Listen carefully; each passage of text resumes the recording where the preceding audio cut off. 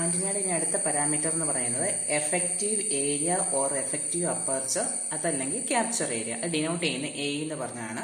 അത് നമ്മൾ എടുക്കുമ്പോഴത്തേക്ക് നമ്മൾ ട്രാൻസ്മിറ്റിംഗ് ആന്റിന നമ്മൾ ഉണ്ടായിരിക്കും, അതുപോലെ receiving antenna. Transmitting antenna electromagnetic വേവിനെ ട്രാൻസ്മിറ്റ് ചെയ്യുന്നു, അതുപോലെ തന്നെ റിസീവ് ആന്റിന അതിൻ്റെ ഒരു ഫ്രാക്ഷൻ നമ്മൾ റിസീവ് ചെയ്യുകയാണ് ചെയ്തേക്കുന്നത്. അപ്പം നമുക്ക് എഫക്റ്റീവ് ഏരിയ എന്ന് പറഞ്ഞു കഴിഞ്ഞാൽ എത്രത്തോളം പവറിനെ നമുക്ക് റിസീവ് ചെയ്യാം, അത്രത്തോളം ഏരിയ നമ്മൾ കവർ ചെയ്യുന്നുണ്ട്, അതാണ് നമ്മളിവിടെ എടുക്കുന്നത് എഫക്റ്റീവ് ഏരിയ എന്ന് പറഞ്ഞെടുക്കുന്നത്. അപ്പോൾ എഫക്റ്റീവ് ഏരിയ എന്ന് പറഞ്ഞു കഴിയുമ്പോൾ ratio of power received at the antenna load terminal to Poynting vector അതല്ലെങ്കിൽ power density of incident wave എന്നാണ് പറയുന്നത്. നമ്മളൊരു ഇക്വേഷൻ എഴുതി കഴിഞ്ഞാൽ W/P എന്ന് എഴുതാം. W പവർ റിസീവ്ഡ് ആണ്, P എന്ന് പറഞ്ഞാൽ പോയിന്റിംഗ് വെക്ടർ ആണ്. അപ്പൊ നമ്മൾ എടുക്കുമ്പോൾ എ നമുക്ക് എ ആയിട്ട് നമ്മൾ എടുക്കുവാണെങ്കിൽ W=PA എന്ന് പറയും. ഇതൊരു ക്രോസ് മൾട്ടിപ്ലൈ ചെയ്ത് വെച്ചാൽ മതി. ഇവിടെ നമുക്കിവിടെ വരുമ്പോഴത്തേക്ക് ഡബ്ല്യൂന്റെ യൂണിറ്റ് ആണ് നമ്മളിവിടെ പറയാം. ഡബ്ല്യൂ എന്ന് പറഞ്ഞാൽ പവർ ആയത് കാരണം വാട്ട്സ് ആണ് ഡബ്ല്യൂന്റെ യൂണിറ്റ്. ഏരിയ എന്ന് പറയുമ്പോഴത്തേക്ക് മീറ്റർ സ്ക്വയർ വരും. അതുപോലെ പവർ ഡെൻസിറ്റിയുടെ യൂണിറ്റ് വരുമ്പോഴത്തേക്ക് വാട്ട്സ് പെർ മീറ്റർ സ്ക്വയർ എന്നാണ് വരുന്നത്. ഇനി നമ്മളിതൊരു ആന്റിന രീതിയിൽ നമ്മളൊരു എക്സ്പെരിമെന്റ് ഉള്ള രീതിയിൽ നമ്മൾ എടുക്കുവാണെങ്കിൽ ഇവിടെ നമ്മളൊരു ലോഡ് ഇമ്പിഡൻസ് അല്ലെ ലോഡ് കൊടുത്തിട്ടുണ്ട്. ഇപ്പൊ നമുക്ക് റിസീവിംഗ് ആന്റിനയാണ് കാണിച്ചേക്കുന്നത്. നമുക്ക് ഇവിടെ നിന്ന് ഇൻസിഡന്റ് വേവ്, അതായത് ഇൻസിഡന്റ് വേവിനെയാണ് direction of propagation of plane polarise wave. നമ്മുടെ സാധാരണ ഇൻസിഡന്റ് വേവ് ആണ് നമുക്കിവിടെ വരിക. അപ്പൊ ഇതിന്റെ ഒരു ഇക്വലന്റ് സർക്യൂട്ട്സ് ആണ് നമ്മളിവിടെ പഠിച്ചേക്കുന്നത്. ഒരു ലോഡ് ഉണ്ട്, ആന്റിനയുടെ ഇമ്പിഡൻസ് ഉണ്ട്, വോൾട്ടേജ് ഉണ്ട്. ഇത്രയാണ് നമ്മൾ ഈ ഒരു തന്നേക്കുന്ന റിസീവിംഗ് ആന്റിനയുടെ ഇക്വലന്റ് സർക്യൂട്ട്സ് ആണ് നമ്മളിവിടെ കാണിക്കുന്നത്. നമുക്ക് കണ്ടുപിടിക്കേണ്ട എഫക്റ്റീവ് ഏരിയ ആണ് നമ്മളിവിടെ കണ്ടുപിടിക്കേണ്ടത്. നമുക്കറിയാം, നമ്മൾ പഠിച്ചിട്ടുണ്ട്. നമ്മൾ പഠിക്കുന്നത് എങ്ങനെയാണെന്ന് ചോദിച്ചു കഴിഞ്ഞാൽ ഡബ്ല്യു എന്ന് പറഞ്ഞു കഴിഞ്ഞാൽ ഓൾറെഡി പറഞ്ഞ പവർ റിസീവ്. പവർ എന്ന് പറഞ്ഞപ്പോൾ എന്തായിരിക്കും I² R ആണ് നമ്മൾ എടുക്കുക. I² എന്ന് പറയുമ്പോൾ ഇവിടെ വരുമ്പോഴത്തേക്ക് IRMS സ്ക്വയർ ആണ്. RMS വാല്യൂ ഓഫ് കറണ്ട് ആണ്. IRMS² into RL. RL എന്ന് പറയുമ്പോൾ അറിയാമല്ലോ, ലോഡ് റെസിസ്റ്റൻസ് ആണ് നമ്മൾ എടുക്കുന്നത്. IRMS² into RL. RL എന്ന് പറയുന്നത് ലോഡ് റെസിസ്റ്റൻസ് ആണ്. RMS എന്ന് പറയുമ്പോഴത്തേക്ക് ടെർമിനൽ RMS കറണ്ട് ആണ് നമ്മളിവിടെ എടുക്കുക. നമ്മൾ ഓൾറെഡി തന്നെ നമ്മളിവിടെ പറഞ്ഞിരിക്കുന്നത് A എന്ന് പറയുന്നത് W/P എന്നാണ് പറഞ്ഞേക്കുന്നത്. അപ്പൊ W എന്ന് പറഞ്ഞു കഴിഞ്ഞാൽ IRMS² ഇൻറ്റു RL. അപ്പൊ AE എന്ന് പറഞ്ഞ് നമ്മളിവിടെ എടുക്കുമ്പോൾ AE= W/P ആയത് കാരണം ഡബ്ല്യുവിന്റെ പ്ലേസിൽ നമ്മൾ എന്ത് കൊടുക്കും? IRMS² into RL divided by P. P എന്ന് പറഞ്ഞു കഴിഞ്ഞാൽ പവർ ഡെൻസിറ്റിയാണ് നമ്മൾ കൊടുക്കുക. ഇനി നമുക്ക് ഇതിനെ നമ്മളൊരു ഇക്വലന്റ് സർക്യൂട്ട്സ്, ഈ ഇക്വലന്റ് സർക്യൂട്ട്സിന്റെ രീതിയിലേക്ക് നമ്മൾ ഇതിനെ കൺസിഡർ ചെയ്യുവാണെങ്കിൽ ഇക്വലന്റ് സർക്യൂട്ട്സിനകത്ത് നമ്മൾ സാധാരണ രീതിയിൽ പറയുന്ന ഇക്വലന്റ് വോൾട്ടേജ് ഉണ്ടായിരിക്കും, ഇക്വലന്റ് ഇംപിഡൻസ് ഉണ്ടായിരിക്കും. അപ്പൊ നമുക്കറിയാം, ഈ ഇക്വലന്റ് സർക്യൂട്ട്സ് നമ്മൾ കൺസിഡർ ചെയ്യുവാണെങ്കിൽ ഇവിടെ നമ്മൾ എടുക്കുന്ന IRMS എന്ന് പറഞ്ഞു കഴിഞ്ഞാൽ ഇക്വേഷൻ എന്ത് വരും? IRMS equivalent voltage divided by equivalent impedance എന്ന് വരും. ആണല്ലോ, ഇക്വലന്റ് ഇംപിഡൻസ്. അപ്പൊ നമുക്ക് IRMS എന്ന് പറയുന്ന ആ പോർഷൻ നമുക്ക് എന്ത് വാല്യൂ കൊടുക്കാം? IRMS equivalent voltage divided by equivalent impedance എന്ന് കൊടുക്കുക. Z എന്ന് കൊടുക്കുക. ഇവിടെ എന്ന് പറഞ്ഞു കഴിഞ്ഞാൽ Z മാത്രമല്ല, Z എന്ന് പറയുമ്പോൾ എന്തായിരിക്കും? രണ്ടെണ്ണം ഉണ്ടായിരിക്കും. ലോഡ് ഇംപിഡൻസും ഉണ്ടായിരിക്കും, അതുപോലെ തന്നെ ആന്റിന ഇംപിഡൻസ് ഉണ്ട്. അപ്പൊ ZL പ്ലസ് ZA എന്ന് കൊടുക്കാൻ വേണ്ടി പറ്റും. നമുക്കറിയാം, ആന്റിനയുടെ ഇംപിഡൻസ് എന്ന് പറയുന്നത് നമുക്കൊരു കോംപ്ലക്സ് ഇംപിഡൻസ് ആയിട്ടാണ് നമ്മളിവിടെ എടുക്കുക. അപ്പൊ നമുക്ക് ആന്റിനയുടെ ഇംപിഡൻസ് കോംപ്ലക്സ് ഇംപിഡൻസ് ആയതുകൊണ്ട് തന്നെ നമുക്കിവിടെ Zന്റെ വാല്യൂ, അതായത് ZL എന്ന് നമ്മളിവിടെ പറയുമ്പോഴത്തേക്ക് നമുക്ക് എടുക്കുന്നത് ZL എന്ത് വരും? റെസിസ്റ്റൻസ് വരും അല്ലെ, RL പ്ലസ് JXL എന്ന് പറയുന്നത് റിയാക്ടൻസ് വരും. ഇതേപോലെ തന്നെ നമുക്ക് ആന്റിന ഇംപിഡൻസ് ZA എന്ന് കൊടുത്തു കഴിയുമ്പോൾ എന്ത് വരും?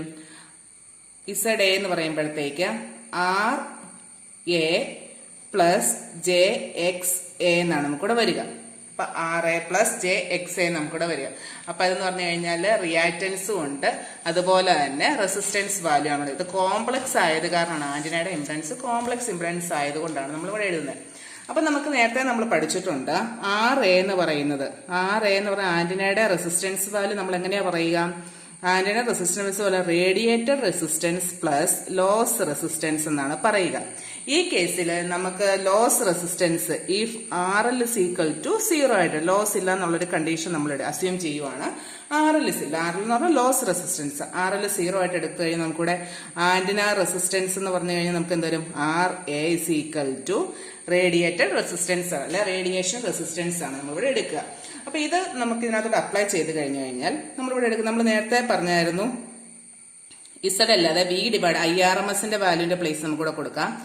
IRMS ഇസ് ഈക്വൽ ടു എന്ത് പറഞ്ഞു, equivalent voltage divided by ZL plus ZA എന്നാണ്. അപ്പൊ ഇസഡലിന്റെ പ്ലേസ് നമുക്ക് എന്താ കൊടുക്കുക, RL പ്ലസ് JXL എന്നുള്ള വാല്യൂ കൊടുക്കാം.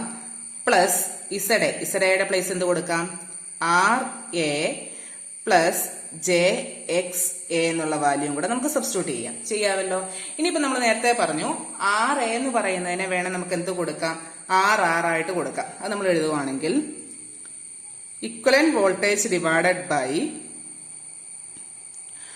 RL പ്ലസ് RA വേണം. ഇത് നമ്മൾ ഒരുമിച്ച് എഴുതാം, റെസിസ്റ്റൻസ് നമ്മൾ ഒരുമിച്ച് എഴുതി. Plus J into XL plus XA നമുക്ക് എഴുതാമല്ലോ.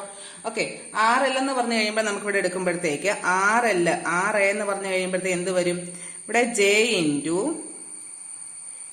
XL പ്ലസ് XA നമുക്കിവിടെ എഴുതാം. നമ്മൾ ഓൾറെഡി തന്നെ പറഞ്ഞായിരുന്നു RA എന്ന് പറഞ്ഞു കഴിഞ്ഞാൽ RR ആയിട്ട് നമ്മളിവിടെ കൺസിഡർ ചെയ്യാൻ വേണ്ടി പറ്റും.